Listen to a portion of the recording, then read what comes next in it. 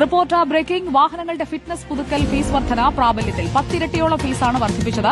20 വർഷം കഴിഞ്ഞ ഓട്ടോയ്ക്ക് fitness certificate ലഭിക്കാൻ ഇനി 7000 രൂപ നൽകണം. നേരത്തെ ഇത് 200 രൂപയായിരുന്നു. 20 വർഷം കഴിഞ്ഞ ടാക്സി കാറുകൾക്ക് 200-ൽ നിന്ന് 15000 രൂപയുമാക്കി. ആഷൻ ഡിയേഗോ നമുക്കൊപ്പം.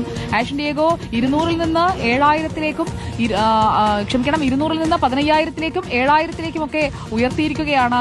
ഇത് വാഹന ഉടമകൾക്ക് വലിയ പ്രതിസന്ധിയാകുമോ? സുജ, തീർച്ചയായും വാഹന ഉടമകൾ, പ്രത്യേകിച്ച് സാധാരണ ടാക്സി ഡ്രൈവർ അതുപോലെ തന്നെ ഓട്ടോറിക്ഷ ഡ്രൈവർമാർക്കാണ് അത് ഏറ്റവും കൂടുതൽ തിരിച്ചടിയാവുക എന്നുള്ളതാണ്.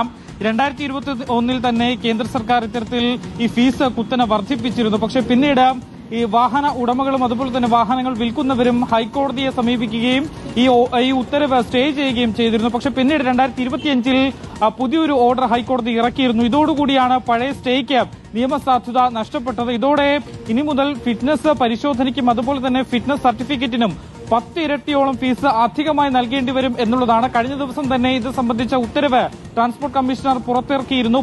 പുതുക്കിയ നിലവിലുള്ള ഈ ഫീസ് ഈടാക്കണം എന്നൊരു ഉത്തരവാണ് ട്രാൻസ്പോർട്ട് കമ്മീഷണർ ഇറക്കിയിട്ടുള്ളത്. ഇന്നലെ മുതൽ തന്നെ ഇത് പ്രാബല്യത്തിലും വന്നിട്ടുണ്ട്. 10 ഇരട്ടിയിലുമാണ് ഈ ഫീസിന്റെ വർധന എന്നുള്ളതാണ്.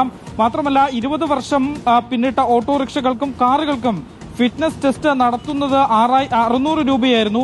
ഇനി ഇത് 2000 രൂപയായി നൽകേണ്ടി വരും എന്നുള്ളതാണ്. 15 മുതൽ 20 വർഷം പഴക്കമുള്ള ഓട്ടോറിക്ഷകൾക്ക് 600 രൂപയായിരുന്നത് 1000 രൂപയാക്കിയും വർദ്ധിപ്പിച്ചിട്ടുണ്ട്. ഇനിയും ഫിറ്റ്നസ് സർട്ടിഫിക്കറ്റ് നൽകുന്നതിലാണ് ഏറ്റവും കൂടുതൽ ഫീസ് വർധന വന്നിട്ടുള്ളത്. ഇത് 20 വർഷം കഴിഞ്ഞ ഓട്ടോകൾക്ക് 200 രൂപയായിരുന്നുവെങ്കിൽ ഇനി മുതൽ അത് 7000 രൂപ നൽകിയാൽ മാത്രമേ ഫിറ്റ്നസ് സർട്ടിഫിക്കറ്റ് നൽകുകയുള്ളൂ എന്നുള്ളതാണ് ഏറ്റവും പ്രധാനപ്പെട്ടത്. മറ്റൊന്ന്, 15 മുതൽ 20 വർഷം പഴക്കമുള്ള ഓട്ടോറിക്ഷകൾക്ക് 200 രൂപയായിരുന്നത് 3500 രൂപയാക്കിയും ഉയർത്തിയിട്ടുണ്ട്. മറ്റൊരു പ്രധാനപ്പെട്ട കാര്യം സുജ, വേണമെങ്കിൽ സംസ്ഥാന സർക്കാരിന് ഈ ഒരു വിഷയത്തിൽ ഇടപെടാൻ കഴിയും, ഈ ഫീസ് വർധന കുറയ്ക്കാൻ കഴിയും. പക്ഷേ പഴയ വാഹനങ്ങൾ ഉപയോഗിക്കുന്നത് കുറയ്ക്കുന്നതിന് വേണ്ടിയാണ് കേന്ദ്ര സർക്കാർ ഇത്തരത്തിൽ കുത്തനെ ഈ ഫീസ് വർദ്ധിപ്പിച്ചിട്ടുള്ളത്. അതുകൊണ്ട് തന്നെ വിവരങ്ങൾ നൽകിയത്. ഫീസ് കൂട്ടിയത് അത് പ്രതിസന്ധിയാകുന്നു.